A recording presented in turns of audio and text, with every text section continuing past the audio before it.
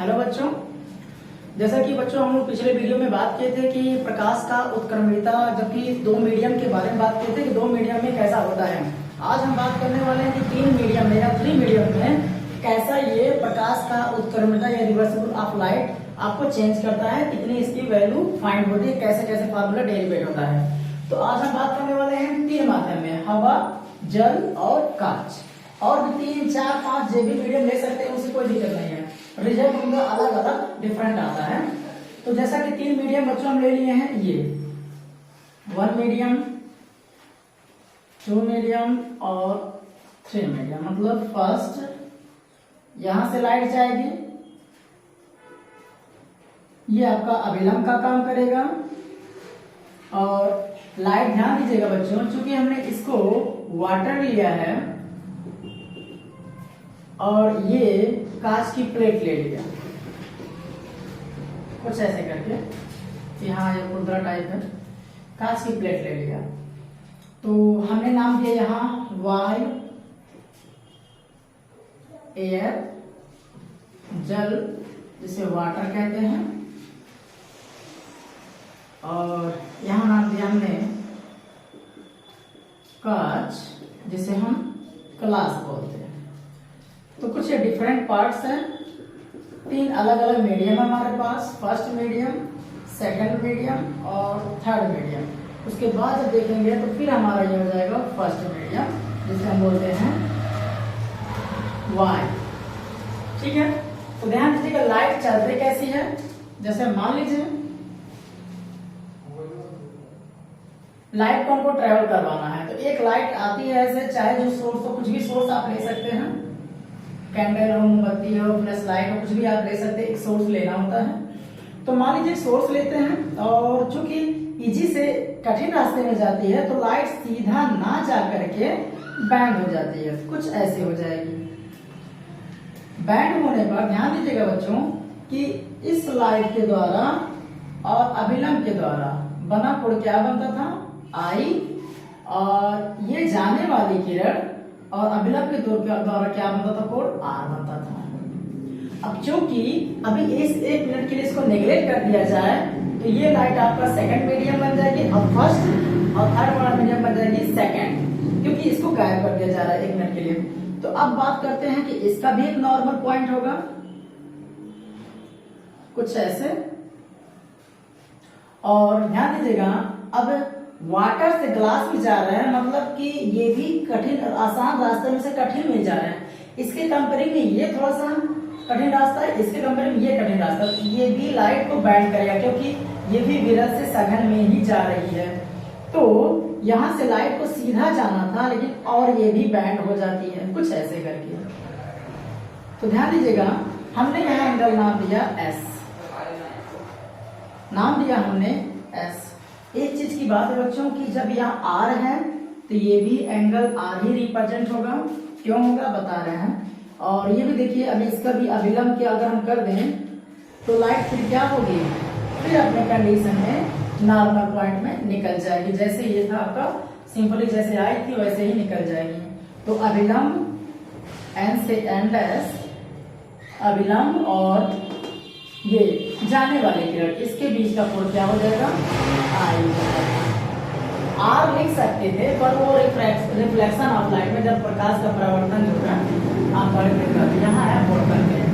कहने का मतलब है लाइट चल रही है, आई टकरा करके जब बैंड होगी तो ये एंगल कुछ अलग होगा। मतलब यहाँ से देखा जाए तो आई एंगल होगा आर से बड़ा और आर एंगल बड़ा होगा एस से, तो डिफरेंट होगा। तो यहाँ इसलिए डिफरेंट रखा गया है। तो यहाँ देखिएगा ये एंगल आर है और यहाँ भी आर ही होगा, क्योंकि एक मीडियम में बना कोण बराबर होता है। एक माध्यम में बना कोण अगर पानी में बराबर होगा, वायु में बराबर, जल में बराबर होगा। और दूसरा नियम ये आप जानते हैं कि ये है आपका परपेंडिकुलर, ये है परपेंडिकुलर। जब दो परपेंडिकुलर लाइनें एक दूसरे को काटती हैं, या ऐसे कह सकते हैं दो समांतर रेखाएं जब एक दूसरे को काटती हैं, तो ये एकांतर कोण आपस में क्या होती हैं, बराबर होती हैं। ये आर तो ये भी आर, और ये एस है तो ये भी एस है। तो बस अब हमको बच्चों बाई फिगर से काम कर लेना है कि कैसे इसको सॉल्व किया जाए, 3 अलग अलग मीडियम को कैसे रिप्रेजेंट करते हैं। तो ध्यान दीजिएगा, बहुत इजी है। जैसा कि बाय फिगर पहला कंडीशन में वायु के सापेक्ष जल का अपवर्तनांक, वायु के सापेक्ष जल का अपवर्तनांक क्या लिखा जाता है, ANW। A टू वाटर या एयर टू वाटर, ये लिखने का तरीका होता है। और हम लिखते हैं sin I by sin R। ये क्यों लिखा गया, एक पहले माध्यम में जो एंगल रिप्रेजेंट होगा वो पहले लिखा जाएगा, उसके बाद जब लाइट अपवर्तित होती है और दूसरे माध्यम में जाती है तो उसके बाद वो लिखा जाता है। तो इन दोनों का रेशियो आपका फर्स्ट अपवर्तनांक बना। फिर देखिए जल के सापेक्ष कांच का अपवर्तनांक, वही लिख सकते हैं, बस ये भाषा है बच्चों, कोई दिक्कत नहीं है। जल के सापेक्ष कांच या कांच की प्लेट जो भी है का अपवर्तनांक, ये आपका सिंपल सा चीज हो गया।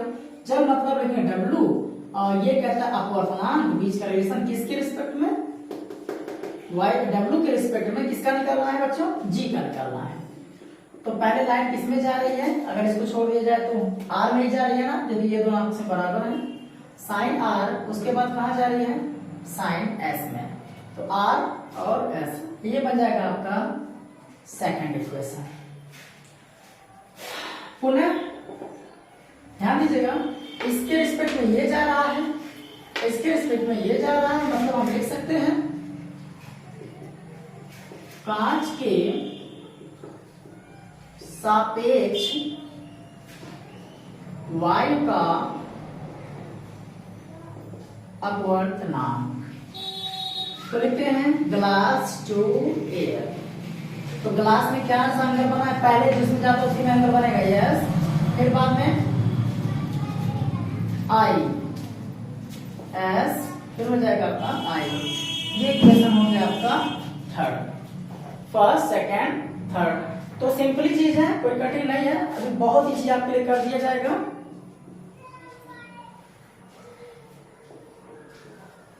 समीकरण 1 into 2 into 3 of both side equation या multiply by 1 and 2 and 3 of both side, मतलब तीनों समीकरण में मल्टीप्लाई करने पर से ध्यान दीजिएगा A and W into W and G into G and E equal to, ये इधर का इधर से मल्टीप्लाई, उधर का उधर से मल्टीप्लाई, मिलेगा sin I by sin R, sin R by sin S into sin S by sin I।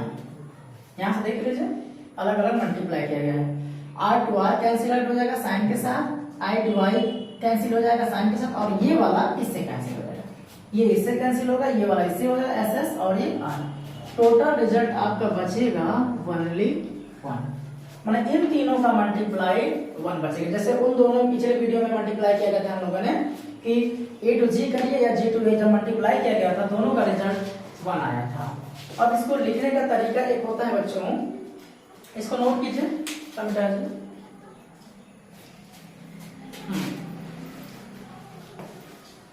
ठीक, इसको नोट कीजिए,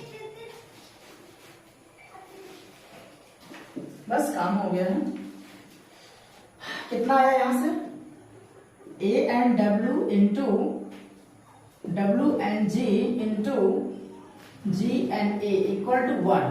तो हमको बच्चों बीच वाला ही लेकर के अक्सर काम करते हैं, जिससे क्योंकि अरे ये तो इतना इतना ये बीच वाला ज्यादा प्रोसेस लिया जाता है। तो W and G equal to 1 हो जाएगा 1 बाई A and W, ये हो जाएगा G and A। और इसी को थोड़ा सा और सिंप्लीफाई किया जाए, A and W into 1 by G and A। ये भी आपका एक्चुअल का एक रिजल्ट है, ये भी आपका एक्चुअल का एक रिजल्ट है, ठीक है। अगर इसको हटा देते हैं रिजल्ट तीनों माध्यम में अलग अलग मल्टीप्लाई करने पर रिजल्ट 1 आ रहा है। और उसको बेहतर सॉल्व करने के लिए इसको नीचे फेंके, बीच वाले को रोक लिया गया 1/ANW, और यहाँ देखिए GNA। तो इसको और भी लिख सकते हैं बच्चों कि GNA को जब इसके मीडियम को चेंज करते हैं G to A, A to G, तो 1/GNA बराबर क्या लिखते हैं ANG। क्योंकि इससे पहले आप पढ़ चुके हैं ANG हवा के सापेक्ष ग्लास का अपवर्तनांक ये हो जाएगा, ग्लास के सापेक्ष हवा मतलब एयर का अपवर्तनांक 1 के साथ, ये आप पढ़ चुके हैं। तो इसी को लिख सकते हैं इनटू में 1/GNA को ANG, अब मल्टीप्लाई किया जाए तो ANG by ANW equal to WNG। ये आपका रहा बेसिक चीज है। अब इसको एडजस्ट करते हैं।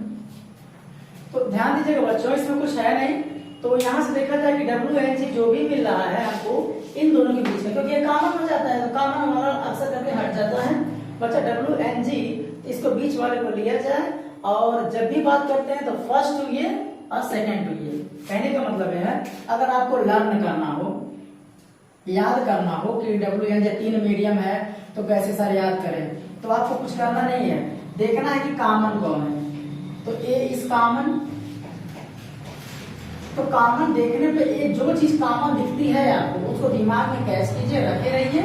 उसके बाद देखिए और 2 अलग अलग मीडियम जो हैं उनको पूछा जा रहा है, तो ये वाला सेकंड मीडियम बता रहा है इसके हिसाब से, और ये वाला फर्स्ट मीडियम बता रहा है।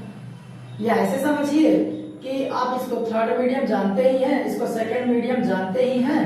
जो फर्स्ट मीडियम वाला है वो डिवाइड मल्टीप्लाई करें सेकंड से, और जो सेकंड वाला है वो मल्टीप्लाई कर दीजिए फर्स्ट से, तो आपका रिलेशन आ जाएगा। देखिए ए कॉमन है, ये एरिया कॉमन है ना, पहले में भी मिल रहा है लास्ट में भी मिल रहा है, तो ये वाला इससे मल्टीप्लाई करके अपवर्तनांक निकाल करके इससे आप डिवाइड कीजिए, मतलब पहले ये निकालिए तब ये। तो उम्मीद करते समझ में आया होगा कि WNG का मतलब हो जाता है हवा जो कॉमन है, कॉमन जो माध्यम है हवा, उसके सापेक्ष पहले इसको लिखेंगे, लास्ट वाला तो डिवाइड करना होगा तो फर्स्ट वाला लिखते हैं, बस इतना है। कोई भी रहे, मान लिक्विड ही रहे, कोई डायमंड ले लीजिए, तो देखिए कॉमन जो है तो उसको बाद ये चेक कीजिए कि इसमें जो रिजल्ट पूछा जा रहा है वो लास्ट वाले को पहले लिखना है, पहले वाले को लास्ट में डिवाइड कर देना है। बस इतना ही आज के वीडियो में, कल हम नेक्स्ट वीडियो में नेक्स्ट टॉपिक बात करते हैं। Thanks for watching.